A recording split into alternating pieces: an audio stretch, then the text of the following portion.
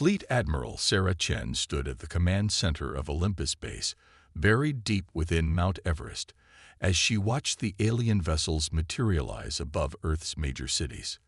The massive ships emerged from rippling distortions in space, their angular hulls gleaming with an otherworldly iridescence that defied conventional physics. "Multiple contacts detected in low Earth orbit," announced Lieutenant Park, his fingers dancing across the quantum interface. "Count is now at 37 capital ships and rising." Sarah maintained her composure, though her heart raced. This was the moment humanity had prepared for since the discovery of the ancient warning beacon on Mars 15 years ago. Its message had been clear. The hegemony was coming, and they wouldn't take no for an answer. "Status of the Aegis network?" she asked, her voice steady.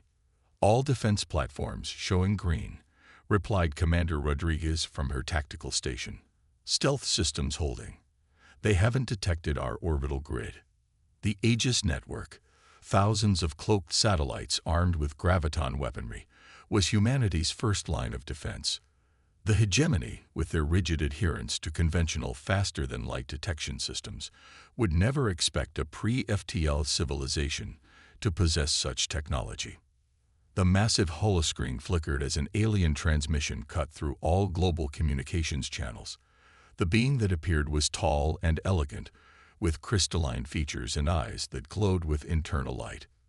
"People of Earth," it began, its words automatically translated by AI systems, "I am High Commander Nexus of the Eternal Hegemony. Your world has been chosen to join our grand collective. Resistance is not only futile but unnecessary. Accept our guidance, and we will elevate your species to the stars." Sarah exchanged glances with Dr. Maya Patel, the chief scientist responsible for humanity's quantum gravity technology. They both knew what the hegemony really offered: technological slavery, cultural suppression, and eternal subservience. "They're scanning the planet," Maya reported, monitoring her instruments. "Standard electromagnetic and gravimetric suites. Just as the beacon warned, they're not even looking for quantum signatures." Sarah nodded. The arrogance of the hegemony would be their undoing. For 15 years, Earth had prepared in absolute secrecy. Hidden shipyards beneath the Pacific Ocean and inside Olympus Mons on Mars had constructed a fleet that combined reverse-engineered alien tech with human innovation. While the hegemony had stagnated for millennia, humanity had taken their basic principles and evolved them into something new. "You have 6 Earth hours to submit your response," High Commander Nexus continued. "Choose wisely. The hegemony's mercy is vast, but our patience is not infinite." As the transmission ended, Sarah opened a secure channel to the United Earth Defense Council. The faces of humanity's leaders appeared on her screen, their expressions grim but determined. "Admiral Chen," Secretary General Okoro began, "the moment of truth has arrived. Are we ready?" Sarah straightened her shoulders. "Operation Thunderbolt is go. All defense forces are in position. The hegemony expects to find a primitive civilization cowering before their might. Instead, they'll discover that humanity has no intention of kneeling." "Very well," Okoro nodded. "You have full authorization. Show them why humanity has survived every challenge we've ever faced." Sarah turned to her command staff. "Send the signal.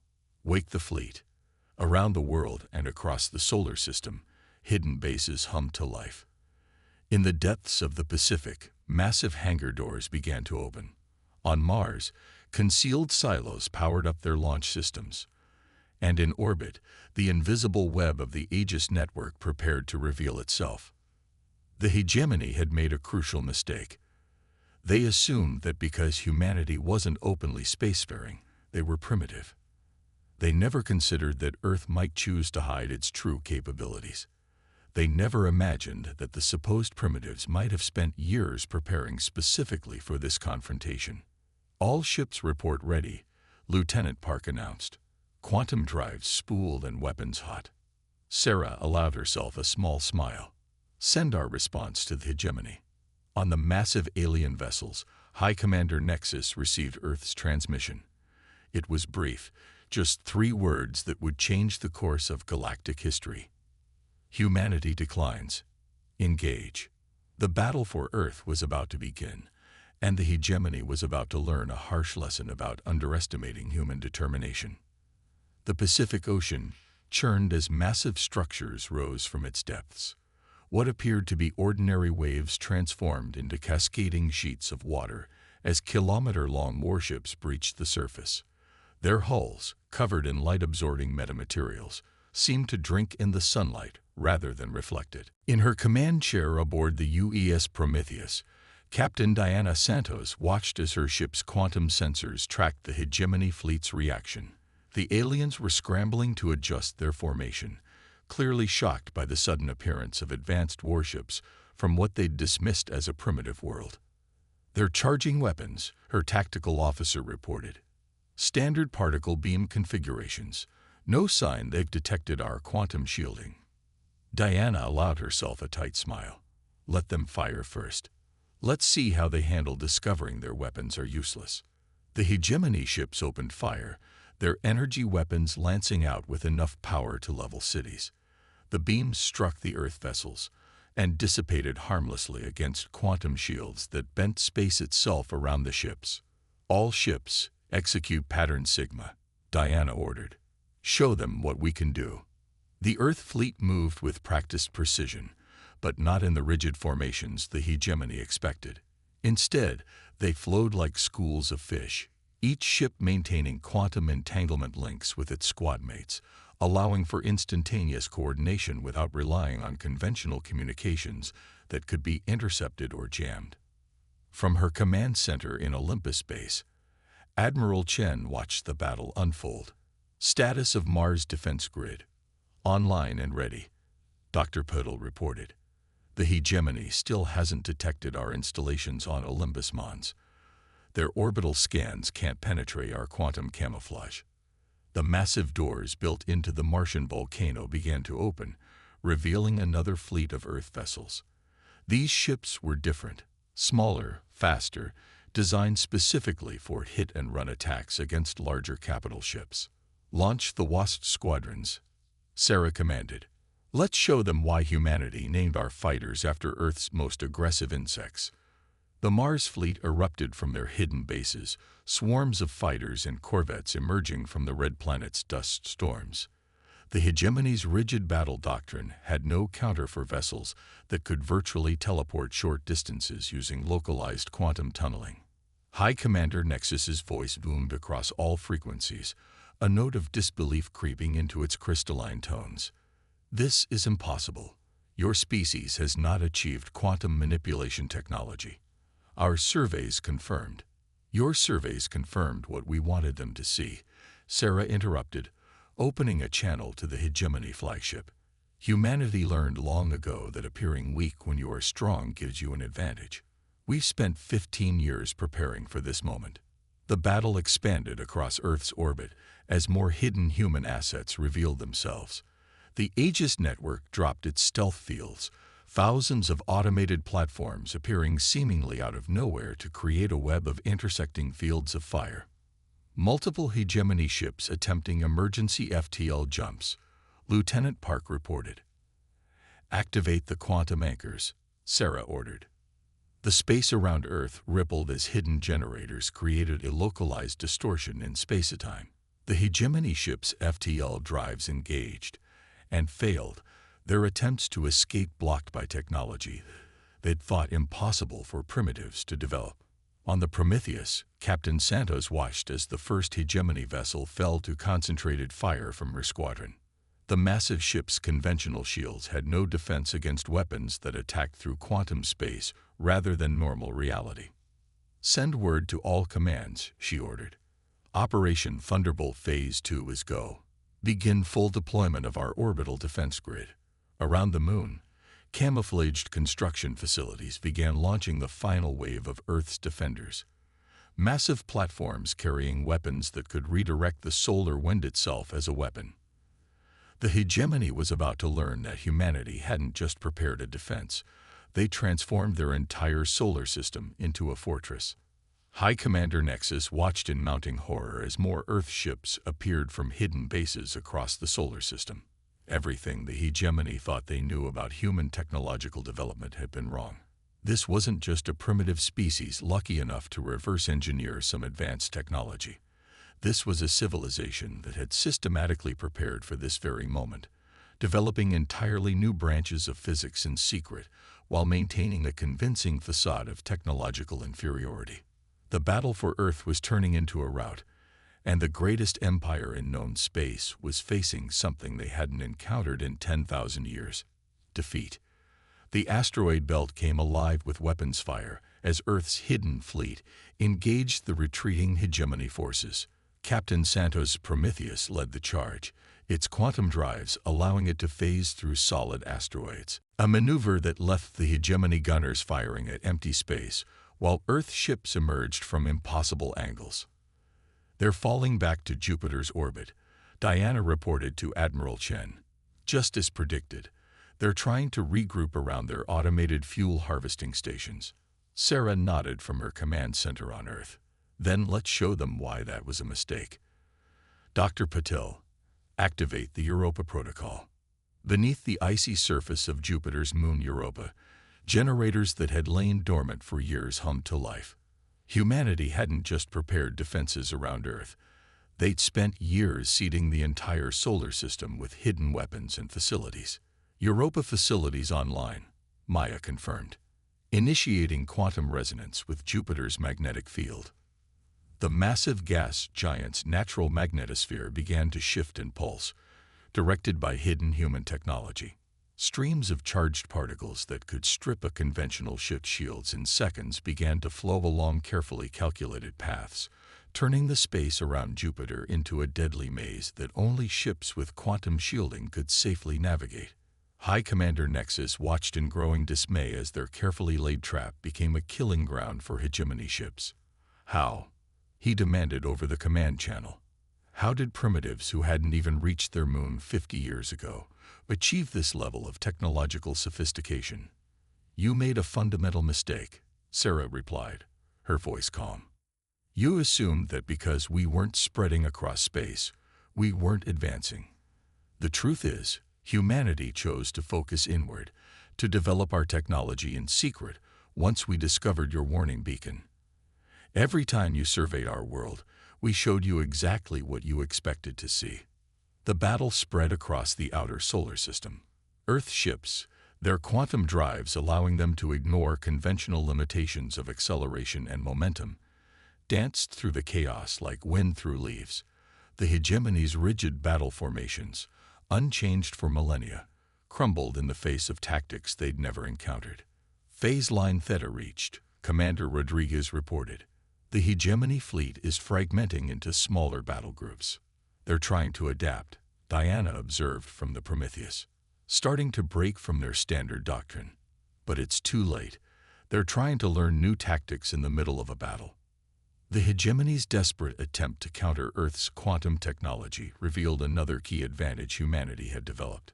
While the aliens relied on centralized command and control, each Earth vessel carried quantum-entangled AI systems that could make split-second tactical decisions independently while still coordinating perfectly with the fleet.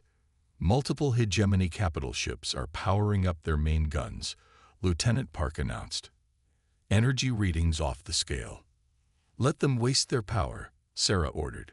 "Maya, show them what happens when they try to use brute force against quantum shields." The hegemony dreadnoughts fired, their energy weapons reaching out with enough power to crack planets. But instead of overwhelming Earth's defenses, something unexpected happened. The quantum shields didn't just deflect the energy. They absorbed it, redirecting it through higher dimensional space to power banks hidden in the Kuiper Belt. "Energy harvest successful," Maya reported with satisfaction. "Their own weapons are now powering our long-range quantum lance platforms. Firing solutions ready." From beyond Neptune's orbit, human weapons platforms that had laid dormant for years activated. They used the hegemony's own captured energy to tear holes in space itself, creating weapons that bypassed shields and armor entirely. The hegemony fleet's formation collapsed entirely as ships began to disappear into quantum singularities or find themselves phased partially out of normal spacetime.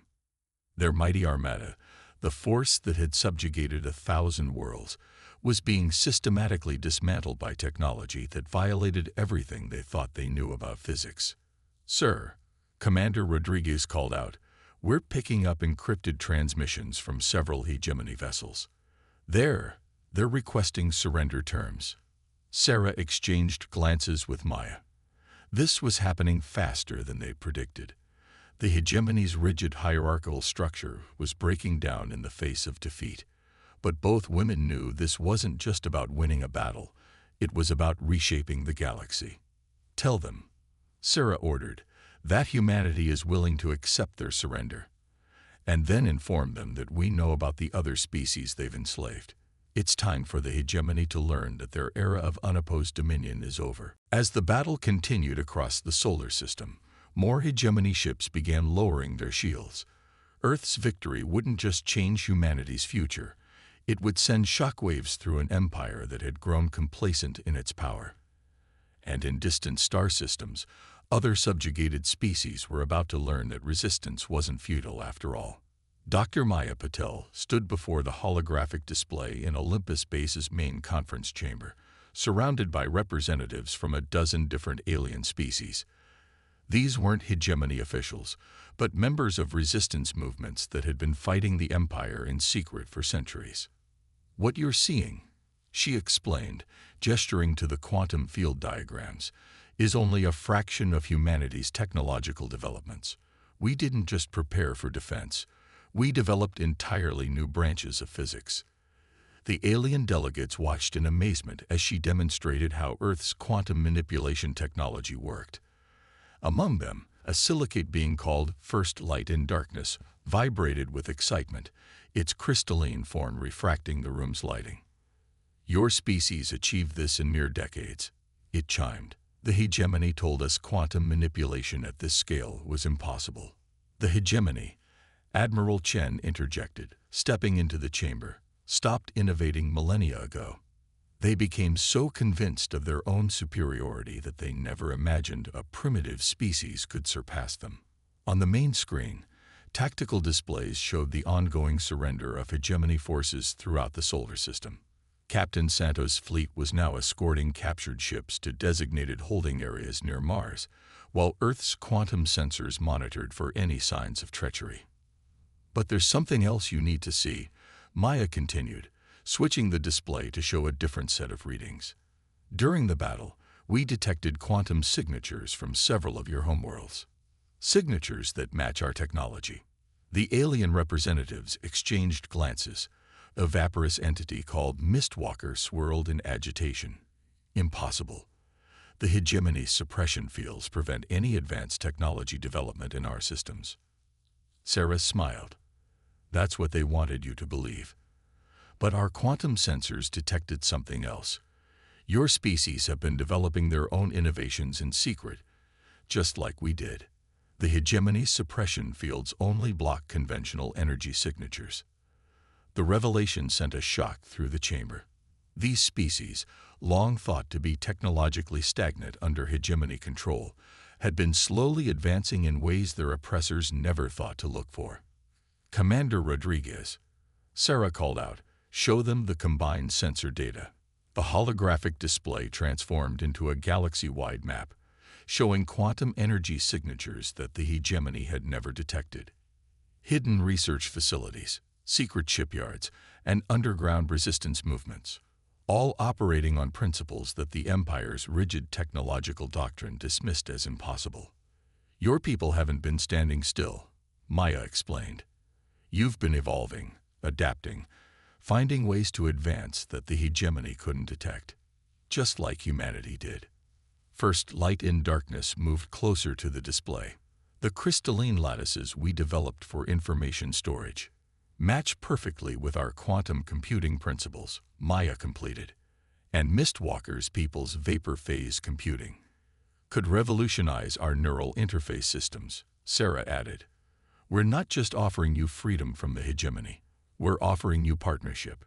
On the tactical displays, more signals were appearing. Hidden resistance cells across the galaxy, watching Earth's victory over their oppressors, were beginning to activate. The hegemony's perfect order was unraveling as centuries of secret development and hidden resistance came to light. High Commander Nexus is requesting to speak with you, Admiral, Lieutenant Park announced. Put him through, Sarah ordered. Let him see who he's really talking to. The hegemony leader's hologram appeared, but this time there was no trace of its former arrogance. You knew, it stated, its crystalline features rigid with shock. You knew about the others. We knew the moment we detected their quantum signatures, Sarah confirmed. Your empire isn't falling just because humanity defeated your fleet. It's falling because every species you tried to suppress has been preparing for this moment, whether they knew it or not. Maya stepped forward. Your mistake wasn't just underestimating humanity. You underestimated every species you conquered. You were so convinced of your own superiority that you never imagined your subjects could advance beyond your understanding. The implications were clear. Earth's victory wasn't just a military triumph. It was the catalyst for a galaxy-wide revolution. Species that had been secretly developing their own technologies for centuries were about to discover they weren't alone in their resistance. We're detecting quantum signature spikes from 30 different star systems, Commander Rodriguez reported. The suppression fields are falling. Hidden resistance cells are activating everywhere. Sarah turned back to the gathered representatives. This is your moment. Humanity didn't just develop weapons. We developed ways to share technology, to communicate and coordinate without the hegemony's knowledge. Are you ready to show the galaxy what your people can really do? The chamber erupted in a chorus of agreements in a dozen different languages. The great deception was over. Not just humanity's careful hiding of their true capabilities, but the hidden advancement of every species that the hegemony had tried to keep down. 1 month after Earth's victory, the scene aboard the UES Prometheus was unlike anything Captain Diana Santos had ever imagined. The ship's quantum-expanded conference chamber hosted representatives from over 50 formerly subjugated species, each bringing their own hidden innovations to light. Admiral Chen stood at the central podium, surrounded by holographic displays showing the rapid transformation spreading across the galaxy. The last hegemony holdouts surrendered this morning, she announced. Their final fortress worlds discovered that their defensive systems had been quietly modified by their supposedly primitive maintenance workers years ago. A ripple of appreciation passed through the gathered delegates. The vaporous mistwalker swirled with satisfaction. Our people may have appeared to be simple atmospheric processors, but we were redesigning their shield matrices all along. Just as my kind were altering their crystalline computer cores while pretending to be mere data storage units. First, light in darkness chimed in, its facets gleaming. Dr. Maya Patil manipulated the central display, showing the stunning acceleration of technological development as formerly hidden innovations came to light. What we're seeing isn't just the end of the hegemony. It's an unprecedented explosion of shared knowledge. Every species they tried to suppress was developing in secret, finding novel solutions to problems the hegemony thought impossible to solve. The display shifted to show a new construction project taking shape in orbit around a neutral star system. It would become the headquarters of the new Galactic Coalition, not an empire ruled by force, but a cooperative alliance built on shared innovation. The hegemony's fundamental mistake, Sarah continued, wasn't just underestimating humanity. They failed to understand that suppression doesn't stop progress. It just forces it to find new paths. Each of your species developed technologies that approached similar problems from completely different angles. Diana watched as representatives from various species demonstrated their innovations. The quantum crystalline computing developed by First Light's people meshed perfectly with human quantum field manipulation. The atmospheric processing innovations of the vaporous beings revolutionized shield technology. Every species brought something unique to the table. The age of hiding is over, Sarah declared. But so is the age of dominion. We're establishing the Galactic Scientific Exchange, A network where all species can share their discoveries freely. No more suppression, no more forced stagnation. High Commander Nexus, now stripped of military authority but serving as a technical advisor, watched from a corner of the chamber. We thought we were maintaining order, it admitted. Instead, we were holding back the greatest technological renaissance in galactic history.